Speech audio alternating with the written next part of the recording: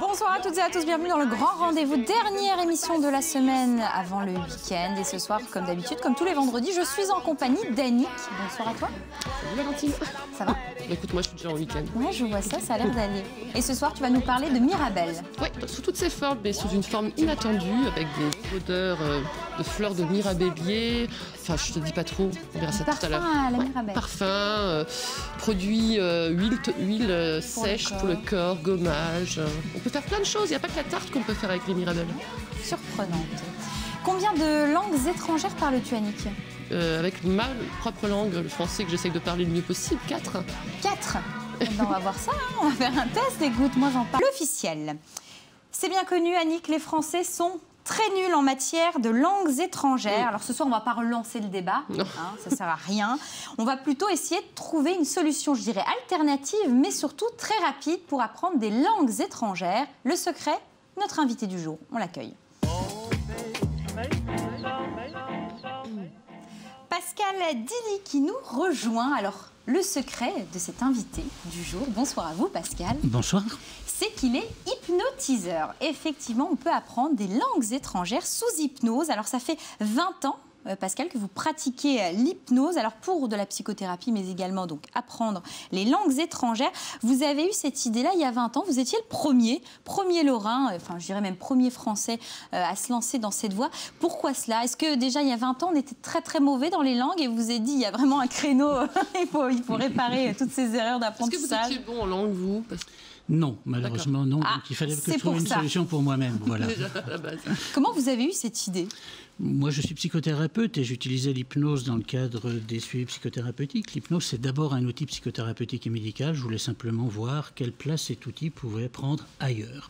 Bien, je suis allé voir ce que d'autres avaient tenté de faire en la matière, les échecs, les réussites, les vendeurs de miracles et que sais-je, pour avoir une démarche scientifique. Et voilà, j'ai créé cette méthodologie il y a un peu plus de 20 ans avec des amis, professeurs, philologues, médecins et autres. Voilà. Ah oui, donc il y a une vraie démarche, je dirais. Une vraie démarche scientifique, oui, sur le sujet. Pour oui, voir si ça marchait. Donc ça prend apparemment, puisque ça fait 20 ans que vous exercez, je dirais, votre art, on va dire ça comme ça, sur les gens pour qu'ils maîtrisent les langues. Combien de langues on peut apprendre sous hypnose? On peut en apprendre plusieurs? Comment ça marche? Oui, autant que vous, et ça dépend du temps que l'on va disposer et de l'argent, bien entendu, c'est pas gratuit. Donc on peut apprendre autant de langues que l'on veut. Voilà. Alors vous disiez tout à l'heure, les Français sont mauvais en langue. Les Français sont pas plus mauvais en langue que n'importe qui. C'est un problème purement physiologique. Une langue, c'est une longueur d'onde. Et malheureusement pour nous Français, la longueur d'onde du français est très étroite. Elle fait 1000-2000 Hz. Alors que l'anglais fait 2000-12 000 Hz, le russe 125-2000 Hz. C'est une histoire de fréquence. C'est une histoire de fréquence et d'oreille. L'oreille humaine, le système nerveux d'un enfant qui arrive, qui naît, n'est pas arrivé à maturité. Hein, et en ce qui concerne tout ce qui est du domaine de l'audition, ça arrive à maturité vers 6-8 ans. Hein, donc à partir de 6-8 ans, son oreille est formée, donc fermée. Son appareil phonatoire, nos deux cordes vocales, les muscles de la bouche, c'est 10-12 ans. Donc ça veut dire que si cet enfant avant cet âge-là, n'a pas entendu d'autres fréquences que celles de sa langue maternelle, et pour peu qu'elle soit étroite comme le français, eh bien, l'oreille n'est pas sourde, elle continue à entendre des sons qui vont de 16 à 16 000 Hz, c'est la capacité auditive de l'oreille, mais elle va être infichue de séquencer ou de discriminer des sons. Ce qui fait dire à la personne, j'ai rien entendu, j'ai rien compris, j'ai rien entendu qu'elle devrait dire. Donc, et malheureusement, en France, on apprend des langues en 6e, le gamin a 10 ou 12 ans, ça fait 4 ou 6 ans que son oreille est fermée, et à peu près 1 ou 2 ans, voire 3, que son appareil phonatoire est figé. Donc c'est avant cet âge-là qu'il faut apprendre des langues. Même au bébé? Parce que souvent, il y a des parents qui se lancent justement dans l'apprentissage des langues à un bébé. Ça marche bien et c'est l'idéal? Quand les parents sont bilingues, chacun va s'exprimer dans sa langue à l'enfant et l'enfant apprend tout à fait naturellement les langues des parents. Je ne sais pas si tu te souviens, tu n'étais peut-être pas là, tu étais en train de préparer ton bébé. On avait reçu une dame qui a fait justement des cours de langue aux très jeunes enfants. C'est vrai qu'elle me disait que ça fonctionnait super bien. Ma fille va passer un week-end. Pas très loin de chez nous, au Luxembourg, les enfants de 5 ans parlent régulièrement 3, 4, 5 langues sans aucun problème. Oui. Combien de séances faut-il pour que ça fonctionne?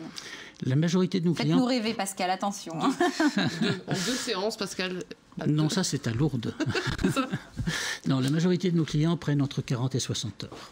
D'accord. Et le niveau ensuite, c'est-à-dire qu'après, si vous m'apprenez l'anglais, je vais aller en Angleterre, du côté de Londres, et je vais pouvoir m'exprimer totalement, être très à l'aise. Et ça va dépendre de votre niveau de départ, des autres langues que vous parlez. Donc effectivement, votre oreille est habituée ou pas à entendre d'autres fréquences. Si vous partez d'un niveau 0, vous ne savez pas qu'on dit yes pour dire oui, j'ai testé ça tout à l'heure, effectivement. Au bout de 45 heures, vous saurez comprendre et vous faire comprendre. Si on peut prendre une métaphore qui est celle du vélo. Vous ne savez pas du tout faire de vélo. Je vous assure qu'au bout de 45 heures, vous n'aurez plus besoin des petits trous à l'arrière et de quelqu'un qui vous tient la selle pour rouler. Vous ne saurez toujours pas faire le Tour de France. Hein. Si vous savez déjà bien faire du vélo et que vous voulez vous entraîner pour le Tour de France, on va vous y entraîner. Je ne vous garantis pas que vous le gagnerez. Au niveau des prix, vous en parliez tout à l'heure. Oui, nous sommes à 85 € de l'heure. D'accord, 85 € de l'heure. Est-ce que ça fonctionne sur tout le monde, l'hypnose? L'hypnose est un mode de fonctionnement normal, habituel du cerveau humain. Ce sont des connexions neuronales un petit peu particulières. On y accède tous, plusieurs fois par jour. Le meilleur des exemples, c'est quand on est au cinéma ou devant son écran de télévision et ce qui se passe sur l'écran nous passionne. À ce moment-là, on va chanter tout ce qui va être notre entourage, hein, tout l'environnement, les bruits, les odeurs et que sais-je. Même nos préoccupations vont disparaître. Pardon. Même la notion de temps va disparaître. On est dans un état de focalisation à ce moment-là, qui est un type d'état hypnotique. Au volant de notre voiture, on est très souvent dans un état hypnotique, un état de dissociation. Pas très rassurant ce que vous dites. Bien sûr. Non, attendez. Pour peu que le trajet soit habituel, vous faites des gestes automatisés, vous ne pensez plus du tout à ce que vous faites. Vous pouvez penser à autre chose, faire 40 km sans vous en apercevoir, sans vous souvenir de ce que l'autoradio vous aura raconté. C'est ce qu'on appelle des phases de micro-sommeil. Non. Si vous dormez, il y a un vrai problème. Non. Ça a été prouvé. On ne dort pas sous hypnose. Pas bon savoir comme ça, voyons. On ne dort pas sous hypnose, on est complètement conscient sous hypnose. D'accord. On verra ça tout à l'heure. Même quand on réalise une anesthésie sous hypnose, l'hôpital de Liège en Belgique réalise un peu plus de 400 opérations chirurgicales par an sous hypnose. Les personnes ne dorment pas. Donc vraiment, elle respire toujours. C'est vraiment pas le type d'opération qui m'attirait. On fera un essai, Pascal, tout à l'heure. Je sais que Annick a envie de voir une démo. Mais en attendant, moi, je vous propose une idée sortie, je dirais, assez horrible. Eh bien, Pascal, je vais vous laisser faire. On va faire rentrer l'une de nos journalistes qui a accepté de se prêter au jeu. On la remercie, Anne-Sophie. Je choisi comme cobaye. Anne-Sophie, donc on va faire une séance d'hypnose. Pascal, je vous laisse faire. Avant ça, je vous propose qu'on fasse une séance d'hypnose collective, même avec les gens qui nous regardent. On y va, on se concentre. C'est un mode de fonctionnement normal, habituel du cerveau humain, c'est jouer sur les suggestions. On a 5 capacités intéressantes, c'est qu'on est tous capables d'amnésie, heureusement, parce que si on avait tout présent à l'esprit, c'est une joyeuse pagaille. On est capable d'hypermnésie, on connaît énormément de choses. On a la possibilité de faire ce qu'on appelle des régressions en âge, de souvenir de certaines expériences de notre passé il y a 15 ans, 30 ans, selon l'âge que l'on a, ou se projeter dans le futur. Une autre capacité, c'est la distorsion dans le temps. Quand on fait des choses qui nous passionnent, ça passe très vite. Quand on fait des choses qui nous ennuient, c'est très long. On va faire un petit exercice très simple pour montrer et comprendre ce que c'est que l'hypnose. Nous sommes aujourd'hui le 30, c'est bien ça, et il est 19h. Il est 19h. Je vais vous demander à tous, vous qui me regardez, même derrière vos écrans, de vous souvenir de vos dernières vacances. Voilà, il y a 30 secondes, vous n'y pensiez pas. Il suffit simplement que je vous le suggère pour qu'en ce moment, vous ayez tous dans la tête des images de vos dernières vacances, des souvenirs, des odeurs ou que sais-je.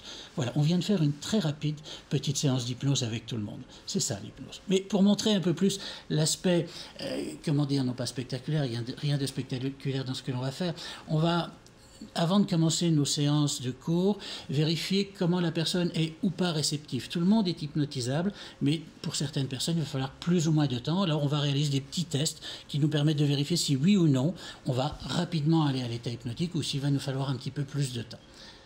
Anne-Sophie, on y va ? Alors, je vais... Voilà, comme ceci. Vous allez fermer vos yeux, Anne-Sophie. Simplement, d'accord ?